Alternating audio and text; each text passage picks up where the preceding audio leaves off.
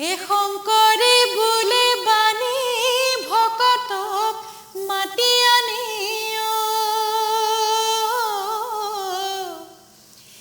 হাই হৰি নাৰায়ণ নাৰায়ণ হে আজি মোৰ দেহৰ ভাল নাই হে বাপুকণ শুনা হবে মোৰ বচন